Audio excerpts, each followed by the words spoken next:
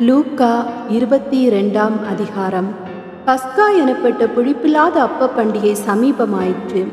அப்பொழுது பிரதான ஆசாரியரும் வேத பாரகரும் அவரை கொலை செய்யும்படி யோசித்து ஜனங்களுக்கு பயப்பட்டபடியினால் எவ்விதமாய் அப்படி செய்யலாம் என்று வகை தேடினார்கள். அப்பொழுது 12 ஒருவனாகிய ஸ்காரியோத் என்னும் மறுபெயர் கொண்ட யூதாசுக்குள் சாத்தான் புகுந்தான்.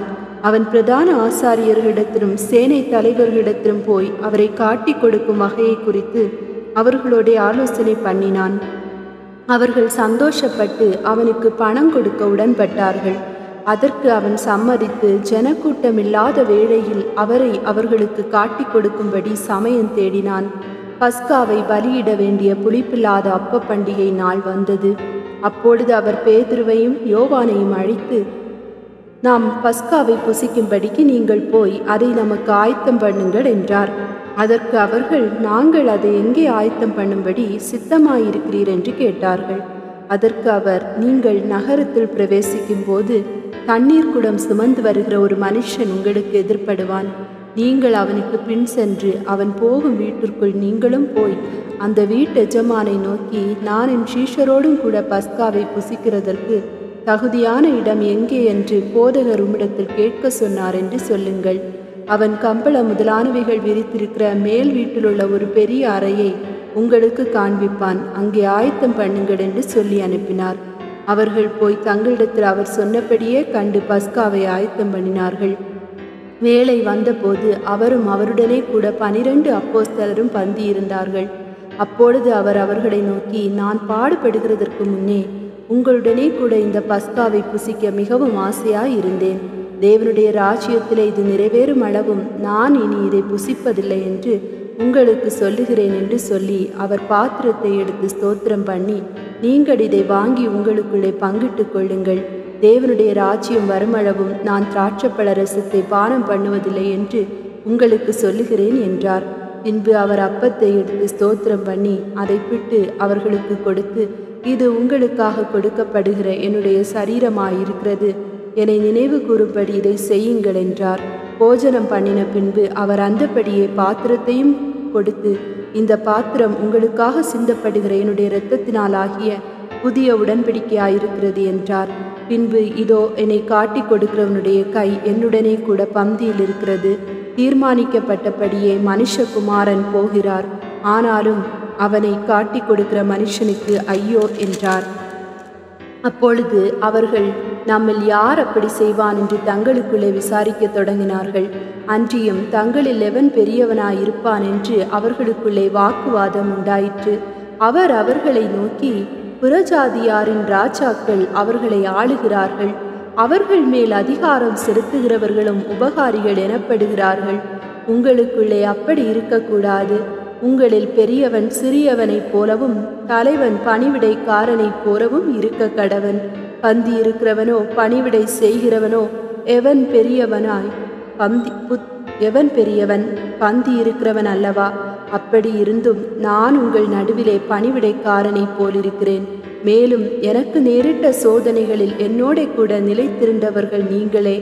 ஆகையால் என் பிதா எனக்கு ஒரு ராஜ்யத்தை ஏற்படுத்தினது போல நானும் உங்களுக்கு ஏற்படுத்துகிறேன். நீங்கள் என் ராஜ்யத்திலே என் பந்தியில் போஜனபானம் பண்ணி இஸ்ரவேலின் 12 கோத்திரங்களையும் நியாயம் தீர்க்கிறவர்களாய் சிங்காசனங்களின் மேல் உட்காருவீர்கள் என்றார். பின்னும் கர்த்தர், சீமோனே சீமோனே, இதோ கோதுமையை சுளகினால் புடைக்கிறது போல சாத்தான் உங்களை புடைக்கிறதற்கு உத்தரவு கேட்டுக்கொண்டான். நானோ உன் விசுவாசம் ஒளிந்து போகாதபடிக்கு உனக்காக வேண்டிக் கொண்டேன். நீ குணப்பட்ட பின்பு உன் சகோதரரை ஸ்திரப்படுத்து என்றார். அதற்கு அவன், ஆண்டவரே, காவலிலும் சாவலும் உம்மை பின்பற்றி வர ஆயத்தமாயிருக்கிறேன் என்றான். அவர் அவனை நோக்கி, பேதுருவே, இன்றைக்கும் சேவல் கூவுகிறதற்கு முன்னே நீ என்னை அறிந்திருக்கிறதை 3 தரம் மறுதலிப்பாய் என்று உனக்கு சொல்லுகிறேன் என்றார். பின்னும் அவர் அவர்களை நோக்கி, நான் உங்களை பணப்பையும் சாமான் பையையும் பாதரட்சைகளும் இல்லாமல் அனுப்பின போது ஏதாவது உங்களுக்கு குறைவாயிருந்ததா என்றார். அவர்கள், ஒன்றும் குறைவாயிருந்ததில்லை என்றார்கள். அதற்கு அவர், இப்பொழுதோ பணப்பையும் சாமான் பையும் உடையவன் அவைகளை எடுத்து கொள்ள கடவன். பட்டயம் இல்லாதவன் தன் வஸ்திரத்தை விற்று ஒன்றை கொள்ள கடவன். அக்கிரமக்காரரில் ஒருவனாக எண்ணப்பட்டார் என்று எழுதியிருக்கிற வாக்கியம் என்னிடத்தில் நிறைவேற வேண்டியதென்று உங்களுக்கு சொல்லுகிறேன். என்னை பற்றிய காரியங்கள் முடிவு பெறும் காலம் வந்திருக்கிறது என்றார். அதற்கு அவர்கள், ஆண்டவரே, இதோ இங்கே 2 பட்டயம் இருக்கிறது என்றார்கள். அவர் போதும் என்றார். பின்பு அவர் புறப்பட்டு வழக்கத்தின்படியே ஒலிவ மலைக்கு போனார். அவருடைய சீஷரும் அவரோடே கூட போனார்கள். அவ்விடத்திலே சேர்ந்த பொழுது அவர் அவர்களை நோக்கி, நீங்கள் சோதனைக்குட்படாதபடிக்கு ஜெபம் பண்ணுங்கள் என்று சொல்லி அவர்களை விட்டு கல்லறை தூரம் அப்புறம் போய் முழங்கால் படியிட்டு, பிதாவே, உமக்கு சித்தமானால் இந்த பாத்திரம் என்னை விட்டு நீங்கும்படி செய்யும். ஆயினும் என்னுடைய சித்தத்தின்படி அல்ல, உம்முடைய சித்தத்தின்படியே ஆகக்கடவது என்று ஜெபம் பண்ணினார். அப்பொழுது வானத்திலிருந்து ஒரு தூதன் தோன்றி அவரை பலப்படுத்தினார். அவர் மிகவும் வியாகுலப்பட்டு அதிக ஊக்கத்தோடு ஜெபம் பண்ணினார். அவருடைய வேர்வை இரத்தத்தின் பெருந்துளிகளாய் தரையிலே விழுந்தது. அவர் ஜெபம் பண்ணி முடித்து எழுந்திருந்து தம்முடைய சீஷரிடத்தில் வந்து, அவர்கள் துக்கத்தினாலே நித்திரை பண்ணுகிறதை கண்டு, நீங்கள் நித்திரை பண்ணுகிறதென்ன? சோதனைக்குட்படாதபடிக்கு எழுந்திருந்து ஜெபம் பண்ணுங்கள் என்றார். அவர் அப்படி பேசுகையில் ஜனங்கள் கூட்டமாய் வந்தார்கள். அவர்களுக்கு முன்னே 12 ஒருவராகிய யூதாஸ் என்பவனும் வந்து இயேசுவை முத்தம் செய்யும்படி அவரிடத்தில் சேர்ந்தான். இயேசு அவனை நோக்கி, யூதாஸே, முத்தத்தினாலேயா மனுஷகுமாரனை காட்டிக் கொடுக்கிறாய் என்றார். அவரை சூழ நின்றவர்கள் நடக்கப் போகிறதைக் கண்டு, ஆண்டவரே, பட்டயத்தினாலே வெட்டுவோமா என்றார்கள். அந்தபடியே அவர்களில் ஒருவன் பிரதான ஆசாரியனுடைய வேலைக்காரனை வலது காதர வெட்டினான். அப்பொழுது இயேசு, இம்மட்டில் நிறுத்துங்கள் என்று சொல்லி அவனுடைய காதை தொட்டு அவனை சொஸ்தப்படுத்தினார். பின்பு இயேசு தமக்கு விரோதமாய் வந்த பிரதான ஆசாரியர்களையும் தேவாலயத்து சேனை தலைவர்களையும் மூப்பர்களையும் நோக்கி, ஒரு கள்ளனை பிடிக்க புறப்பட்டு வருகிறது போல நீங்கள் பட்டயங்களையும் தடிகளையும் எடுத்து புறப்பட்டு வந்தீர்களே. நான் தினம்தோறும் தேவாலயத்தில் உங்களுடனே கூட இருக்கையில் நீங்கள் என்னை பிடிக்க கை நீட்டவில்லை. இதுவோ உங்களுடைய வேலையும் அந்த காரத்தின் அதிகாரவுமாய் இருக்கிறது என்றார். அவர்கள் அவரை பிடித்த பின்பு பிரதான ஆசாரியனுடைய வீட்டில் கொண்டு போய் விட்டார்கள். பேதுருவும் தூரத்தில் பின் சென்றான். அவர்கள் முற்றத்தின் நடுவிலே நெருப்பை மூட்டி அதை சுற்றி உட்கார்ந்த போது பேதுருவும் அவர்கள் நடுவிலே உட்கார்ந்தான். அப்பொழுது ஒரு வேலைக்காரி அவனை நெருப்பண்டையிலே உட்கார்ந்திருக்க கண்டு அவனை உற்று பார்த்து, இவனும் அவனோடு இருந்தான் என்றாள். அதற்கு அவன், ஸ்திரீயே, அவனை அறியேன் என்று மறுதலித்தான். சற்று நேரத்துக்கு பின்பு வேறொருவன் அவனை கண்டு, நீயும் அவர்களில் ஒருவன் என்றான். அதற்கு பேதுரு, மனுஷனே, நான் அல்ல என்றான். ஏறக்குறைய 1 மணி நேரத்துக்கு பின்பு வேறொருவன் அவனை பார்த்து, மெய்யாகவே இவனும் அவனோடு இருந்தான், இவன் கலிலேயன்தான் என்று சாதித்தான். அதற்கு பேதுரு, மனுஷனே, நீ சொல்லுகிறதை அறியேன் என்றான். அவன் இப்படி சொன்னவுடனே சேவல் கூவிற்று. அப்பொழுது கர்த்தர் திரும்பி பேதுருவை நோக்கி பார்த்தார். சேவல் கூவுகிறதற்கு முன்னே நீ என்னை 3 தரம் மறுதலிப்பாய் என்று கர்த்தர் தன்னிடத்தில் சொன்ன வசனத்தை உடனே பேதுரு நினைவு கூர்ந்து வெளியே போய் மனங்கசந்து அழுதான். இயேசுவை பிடித்து கொண்ட மனுஷர் அவரை பரியாசம் பண்ணி அவருடைய கண்களை கட்டி அவருடைய முகத்தில் அறைந்து, உன்னை அடித்தவன் யார்? அதை ஞானதிஷ்டியினால் சொல் என்று அவரை கேட்டதுமன்றி மற்றும் அநேக தூஷண வார்த்தைகளையும் அவருக்கு விரோதமாக சொன்னார்கள். விடியற்காலமான போது ஜனத்தின் மூப்பரும் பிரதான ஆசாரியரும் வேத பாரகரும் கூடி வந்து தங்கள் ஆலோசனை சங்கத்தில் அவரை கொண்டு வந்து நிறுத்தி, நீ கிறிஸ்துவா? அதை எங்களுக்கு சொல்லென்றார்கள். அதற்கு அவர், நான் உங்களுக்கு சொன்னாலும் நம்ப மாட்டீர்கள், நான் உங்களிடத்தில் வினாவினாலும் எனக்கு மாறுத்தரம் சொல்ல மாட்டீர்கள், என்னை விடுதலை பண்ணவும் மாட்டீர்கள். இது முதல் மனுஷகுமாரன் சர்வ வல்லமை உள்ள தேவனுடைய வலது பாரிசத்தில் வீற்றிருப்பார் என்றார். அதற்கு அவர்கள் எல்லாரும், அப்படியானால் நீ தேவனுடைய குமாரனா என்று கேட்டார்கள். அதற்கு அவர், நீங்கள் சொல்லுகிறபடியே நான் அவர்தான் என்றார். அப்பொழுது அவர்கள், இனி வேறு சாட்சி நமக்கு வேண்டுவதென்ன? நாமே இவனுடைய வாயினாலே கேட்டோமே என்றார்கள். லூக்கா 23ஆம் அதிகாரம். அவர்களுடைய கூட்டத்தார் எல்லாரும் எழுந்திருந்து அவரை பிலாத்துவினிடத்திற்கு கொண்டு போய், இவன் தன்னை கிறிஸ்து எனப்பட்ட ராஜாவென்றும் ராயருக்கு வரி கொடுக்க வேண்டுவதில்லை என்றும் சொல்லி ஜனங்களை கலகப்படுத்த கண்டோம் என்று அவர் மேல் குற்றஞ்சாட்டத் தொடங்கினார்கள். பிலாத்து அவரை நோக்கி, நீ யூதருடைய ராஜாவா என்று கேட்டான். அவர் அவனுக்கு பிரதியுத்தரமாக, நீர் சொல்லுகிறபடித்தான் என்றார். அப்பொழுது பிலாத்து பிரதான ஆசாரியர்களையும் ஜனங்களையும் நோக்கி, இந்த மனுஷனிடத்தில் நான் ஒரு குற்றத்தையும் காணவில்லை என்றான். அதற்கு அவர்கள், இந்த மனுஷனிடத்தில் நான் ஒரு குற்றத்தையும் காணவில்லை என்றான். அதற்கு அவர்கள், இவன் கலிலேயா நாடு தொடங்கி இவ்விடம் வரைக்கும் யூதேயா தேசமெங்கும் உபதேசம் பண்ணி ஜனங்களை கலகப்படுத்துகிறான் என்று வைராக்கியத்தோടെ சொன்னார்கள். கலிலேயா என்பதை பிலாத்து கேட்டபொழுது, இந்த மனுஷன் கலிலேயனா என்று விசாரித்து, அவர் ஏரோதின் அதிகாரத்துக்குள்ளானவர் என்று அறிந்து அந்நாட்களில் எருசலேமிலே வந்திருந்த ஏரோதுவினிடத்திற்கு அவரை அனுப்பினான். ஏரோது இயேசுவை குறித்து அநேக காரியங்களை கேள்விப்பட்டிருந்ததினாலும் அவரால் செய்யப்படும் அடையாளத்தை பார்க்க வேண்டும் என்று விரும்பியிருந்ததினாலும் அவரை காணும்படி வெகு நாளாய் ஆசை கொண்டிருந்தான். அந்தபடி அவரை கண்டபோது மிகவும் சந்தோஷப்பட்டு அநேக காரியங்களை குறித்து அவரிடத்தில் வினாவினான். அவர் மறுமொழியாக அவனுக்கு ஒன்றும் சொல்லவில்லை. பிரதான ஆசாரியரும் வேதபாரகரும் அவர் மேல் பிடிவாதமாய் குற்றஞ்சாட்டி கொண்டே நின்றார்கள். அப்பொழுது ஏரோது தன் போர் சேவகரோடு கூட அவரை நிந்தித்து பரியாசம் பண்ணி மினுக்கான வஸ்திரத்தை அவருக்கு உடுத்தி அவரை திரும்ப பிலாத்துவினிடத்திற்கு அனுப்பினான்.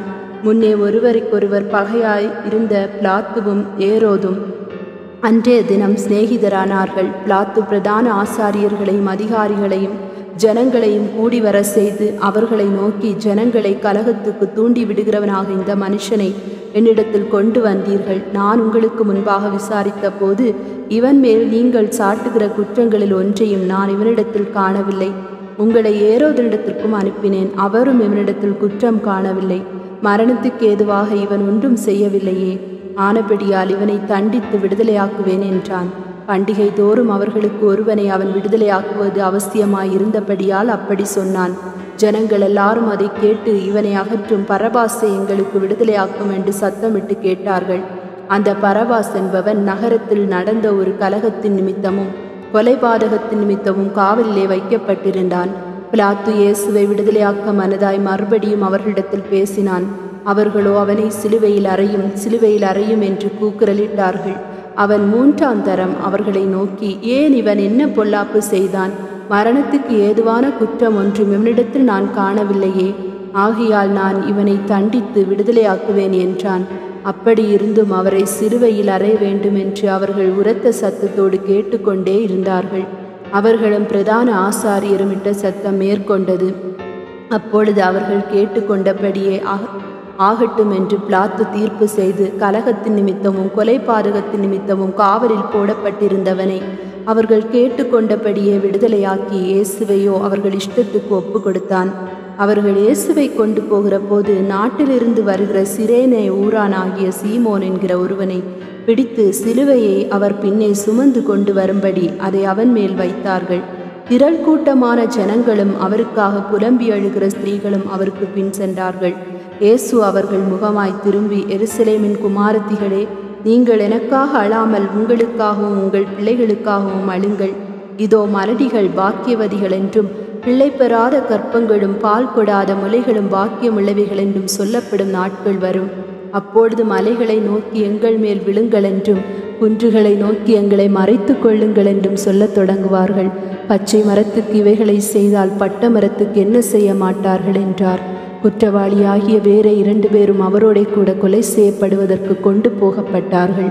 கபாலஸ்தலம் என்று சொல்லப்பட்ட இடத்தில் அவர்கள் சேர்ந்த பொழுது அங்கே அவரையும் அவருடைய வலது பக்கத்தில் ஒரு குற்றவாளியையும் அவருடைய இடது பக்கத்தில் ஒரு குற்றவாளியையும் சிலுவைகளில் அறைந்தார்கள். அப்பொழுது இயேசு, பிதாவே, இவர்களுக்கு மன்னியும், தாங்கள் செய்கிறது இன்னதென்று அறியாதிருக்கிறார்களே என்றார். அவருடைய வஸ்திரங்களை அவர்கள் பங்கிட்டு சீட்டு போட்டார்கள். ஜனங்கள் நின்று பார்த்து கொண்டிருந்தார்கள். அவர்களுடனே கூட அதிகாரிகளும் அவரை இகழ்ந்து, இவன் மற்றவர்களை ரட்சித்தான், இவன் தேவனால் தெரிந்து கொள்ளப்பட்ட கிறிஸ்துவானால் தன்னைத்தானே ரட்சித்து கொள்ளட்டும் என்றார்கள். போர் சேவகரும் அவரிடத்தில் சேர்ந்து அவருக்கு காடியை கொடுத்து, நீ யூதரின் ராஜாவானால் உன்னை ரட்சித்துக்கொள் என்று அவரை பரிகாசம் பண்ணினார்கள்.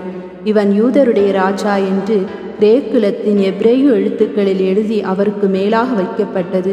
அன்றியும் சிலுவையில் அறையப்பட்டிருந்த குற்றவாளிகளில் ஒருவன், நீ கிறிஸ்துவானால் உன்னையும் எங்களையும் ரட்சித்துக்கொள் என்று அவரை இகழ்ந்தான். மற்றவன் அவனை நோக்கி, நீ இந்த ஆக்கினைக்குட்பட்டவனாயிருந்தும் தேவனுக்கு பயப்படுகிறதில்லையா?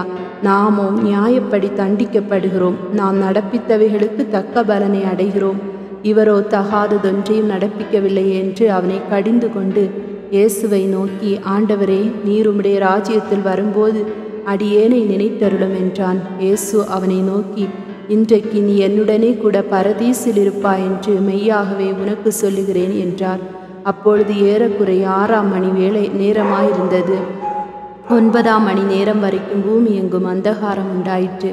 சூரியன் இருளடைந்தது. தேவாலயத்தின் திரைச்சீலை நடுவில் 2ஆக கிழிந்தது. இயேசு, பிதாவே, உம்முடைய கைகளில் என் ஆவியை ஒப்புவிக்கிறேன் என்று மகா சத்தமாய் கூப்பிட்டு சொன்னார்.